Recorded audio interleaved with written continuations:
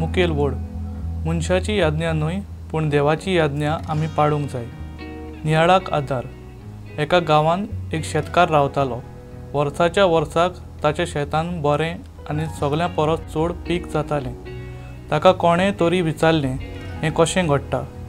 ताचो जबाब जालो, हांव बरें बी वोमतां आनी म्हजें बरें बी हांव म्हज्या शेजाऱ्याच्या शेतकारांकूय दितां, कारण तांचें बी जर पाड आसत हाचो परिणाम आमच्या शेताचेर जावंक शकता।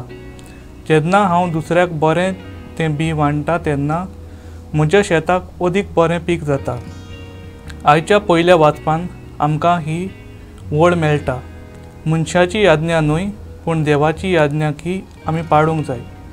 मनशाच्यो याज्ञा सुवार्थी आपलो फायदो पयलीं पळयतात, उपरांत दुसऱ्याचें चिंतात।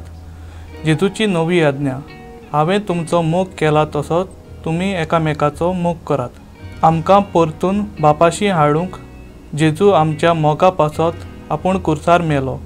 निराशी जालोल्यांक, समाजान भायर आयलोल्यांक सवें समजिकायेची मनशां जावंक आनी तांच्या जिवितान बरवसो हाडूंक आमी दुसऱ्या सवें मोगाळ, दयाळ, काकलुतीवंत जावंक जाय।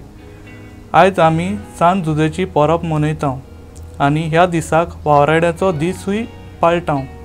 सांत झुजेन आपलें चिंती नासतना आनी कोणाचेर परमोण मारी नासतना ओगेपणान देवाच्यो याज्ञा मानून घेवन नितीन काल्तिकायेन आपलें जिवीत जियेलो।